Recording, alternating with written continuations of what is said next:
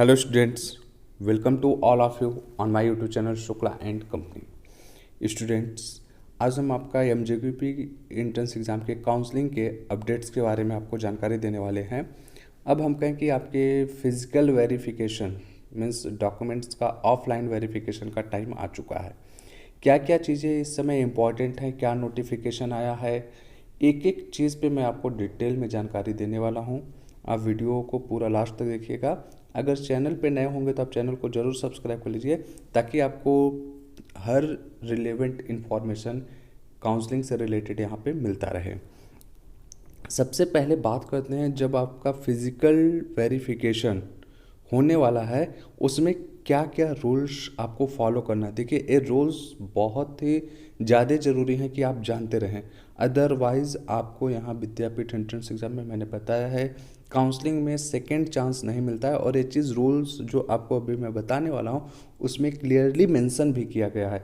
तो सबसे पहले आप ये देखिए कि क्या रूल्स आपको बताए जा रहे हैं, उसके बाद किन किन कोर्सेज़ का फिज़िकल वेरिफिकेशन की बात आती है, सब चीज़ मैं आपको डिटेल में बताने वाला हूँ। आप वीडियो को लास्ट तक ज़रूर देखिए। अगर बात की जाए फिज़िकल वेरिफिकेशन में तो देखिए यहाँ पे क्या आपको मोस्ट इम्पॉर्टेंट चीज़ जानने को मिलेगा। पॉइंट नंबर 1, ऑनलाइन प्रमाण पत्र सत्यापन के लिए यदि आपने आहारी कार्य परीक्षा की ऑनलाइन प्रति अपलोड की है तो भौतिक काउंसलिंग के समय आपको ऑनलाइन प्रमाण पत्र को प्रिंट करके एवं अपने विद्यालय या कॉलेज के प्रिंसिपल द्वारा सत्यापित करा के अनिवार्य रूप से प्रस्तुत करना होगा, अन्यथा आप प्रवेश प्रक्रिया से वंचित रह जाएंगे। ये उन स्टूडेंट्स के लिए स्पेशली बात है जिनका हम कहें कि ओरिजिनल मार्कशीट नहीं आया। बहुत से लोग परेशान थे कि सर मेरे पास ओरिजिनल मार्कशीट नहीं है, मैं क्या करूं।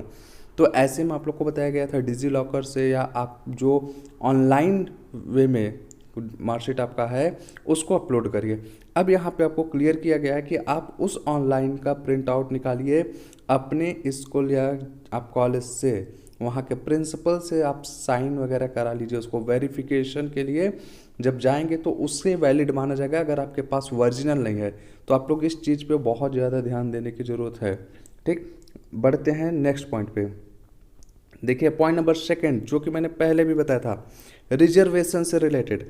आरक्षण का लाभ केवल उन्हीं अभ्यर्थियों को दिया जाएगा जो उत्तर प्रदेश के अस्थायी निवासी हैं। मीन्स आपको रिजर्वेशन का बेनिफिट, चाहे जैसे भी रिजर्वेशन की बात की जाए, वो सिर्फ और सिर्फ यूपी वालों को मिलेगा। कई लोग पूछे थे कि सर क्या मैं बिहार से हूँ, मुझे रिजर्वेशन का बेनिफिट मिलेगा, तो मैंने पहले भी मना किया था। फिर अब बात आती है आपके डॉक्यूमेंट्स जो आपके रिजर्वेशन से रिलेटेड हैं। अनुसूचित जाति या जनजाति के अभ्यर्थी हेतु मीन्स ST SC की बात हो रही है। अनुसूचित जाति या अनुसूचित जनजाति के प्रमाण पत्र सदैव वैलिड रहते हैं। ये पहले भी बताया जा चुका है। मीन्स ये 2 कैटेगरी ऐसे हैं, ST SC का जो कास्ट सर्टिफिकेट होता है ये लाइफ टाइम वैलिड माना जाता है, इनको कोई ज़रूरत नहीं है रिन्यूअल कराने की। अनुसूचित जाति या अनुसूचित जनजाति के ऐसे अभ्यर्थी जिन्हें शून्य फीस पर प्रवेश लेना है, उन्हें सक्षम अधिकारी द्वारा निर्गत आय प्रमाण पत्र भी प्रस्तुत करना होगा। यह आय प्रमाण पत्र 1 अगस्त 2018 के पूर्व का नहीं होना चाहिए। मीन्स आप अगर फी में कंपनसेशन चाहते हैं तो आपको इनकम सर्टिफिकेट देना है, और इनकम सर्टिफिकेट 1 अगस्त 2018 या उसके बाद का होना चाहिए। उससे पहले का होगा तो वैलिड नहीं माना जाएगा। फिर अनुसूचित जाति अनुसूचित जनजाति के केवल उन्हीं अभ्यर्थियों को शून्य फीस पर प्रवेश अनुमन्य है जिनकी वार्षिक पारिवारिक आय 2 लाख रुपए या उससे कम है। मीन्स आपका इनकम सर्टिफिकेट 2 लाख रुपीज़ या उससे कम का होना चाहिए, तभी आपको कह सकते हैं कि फ़ी का जो कह सकते हैं बेनिफिट मिलेगा वो हो पाएगा, अदरवाइज़ नहीं। फिर बढ़ते हैं अगले पॉइंट पे। OBC के लिए अन्य पिछड़ा वर्ग के अभ्यर्थी हेतु दिशा निर्देश। अन्य पिछड़ा वर्ग श्रेणी के अभ्यर्थियों हुए तो जाति प्रमाण पत्र 1 अगस्त 2018 के पूर्व का नहीं होना चाहिए। मीन्स OBC कैटेगरी का अगर आपका बात है तो कास्ट सर्टिफिकेट 1 अगस्त 2018 उस डेट या उसके बाद का होना चाहिए। अब बात करें EWS जनरल कैटेगरी में जो आते हैं स्टूडेंट, ठीक, इनके लिए क्या है, आर्थिक रूप से कमजोर वर्ग EWS मीन्स श्रेणी का लाभ उन्हीं अभ्यर्थियों को दे होगा जो इस हेतु सत्र 2021-22 से सक्षम अधिकारी द्वारा निर्गत आर्थिक रूप से कमजोर वर्ग हेतु दिया जाने वाला आय एवं परिसंपत्ति प्रमाण पत्र प्रस्तुत करेंगे।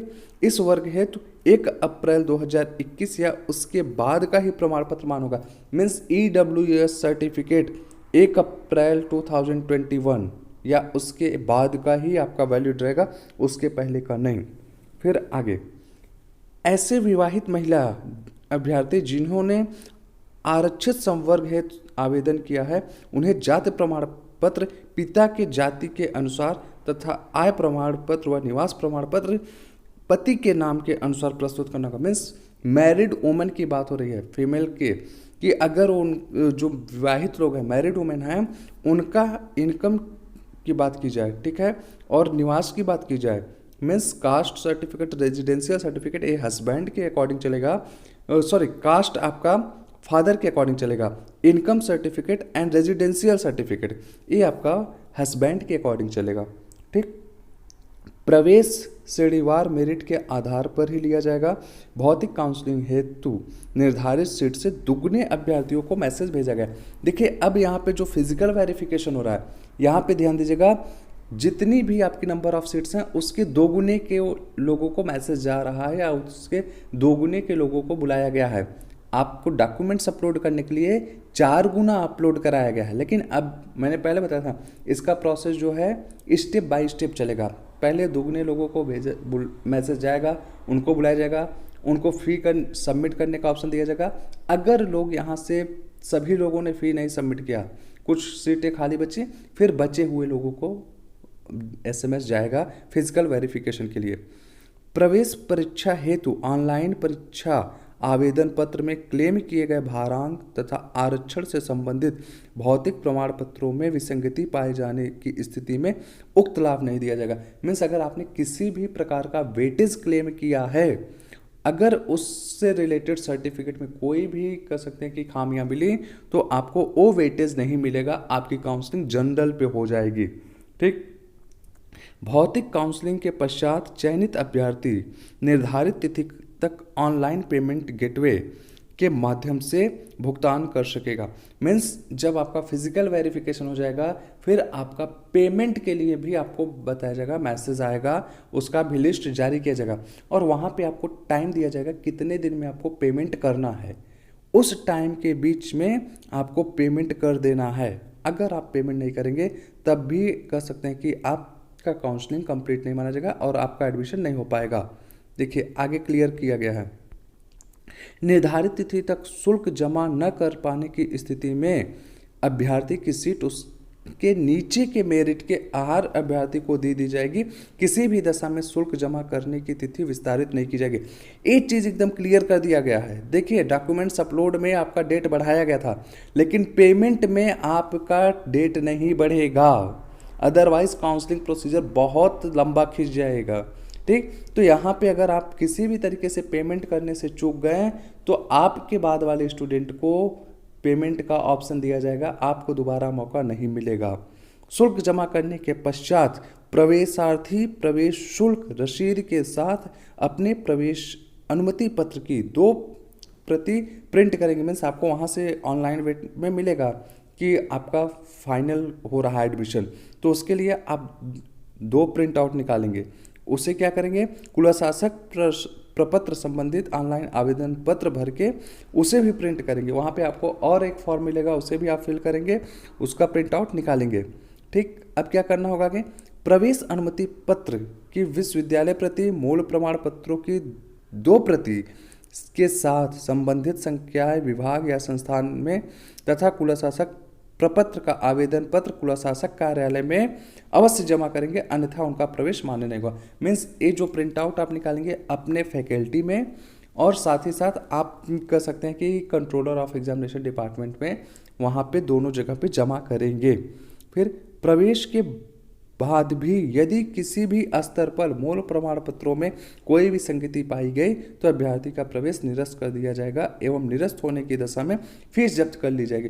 मीन्स अगर आपका एंट्रेंस एग्जाम के बाद कह सकते हैं काउंसलिंग के बाद एडमिशन हुआ, उसके बाद आपके ओरिजिनल डॉक्यूमेंट्स में कोई भी खामियां पाई गई जो आपने बताया, तो आपका जो एडमिशन है वो कैंसिल हो जाएगा और जो भी फ़ी आपने डिपॉजिट किया वो आपको मिलेगा नहीं, वो फॉरफिट कर लिया जाएगा।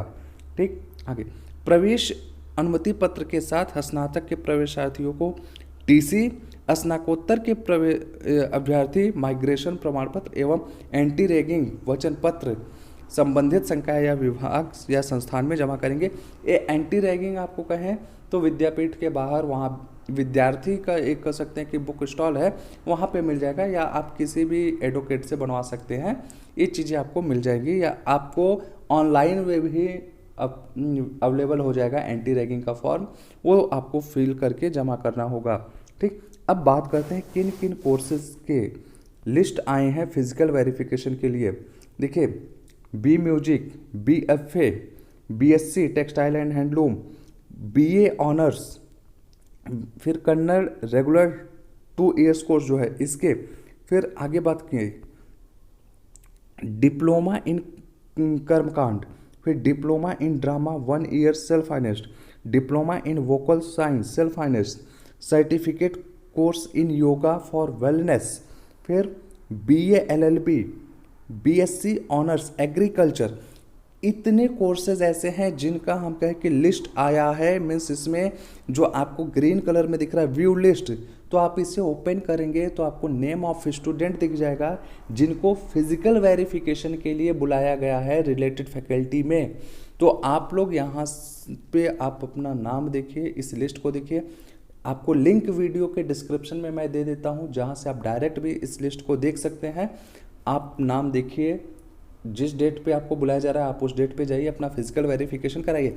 जिन लोगों का इस लिस्ट में नाम नहीं है उन्हें अभी घबराने की ज़रूरत नहीं है, आगे फिर से लिस्ट आएगी और बाकी के जो कोर्सेज हैं रिमेनिंग कोर्सेज उनकी भी लिस्ट अपडेट होती रहेगी, किसी को घबराने की जरूरत नहीं। आई होप आपको पूरी प्रक्रिया समझ में आ चुकी है। अगर इसके बाद भी आपको कोई भी डाउट है तो आप वीडियो के कमेंट बॉक्स में ज़रूर पूछिएगा। चैनल को ज़रूर सब्सक्राइब कर लीजिए ताकि आपको आने वाले समय में बाकी भी नोटिफिकेशन मिलती रहेंगी। Okay, thank you everyone.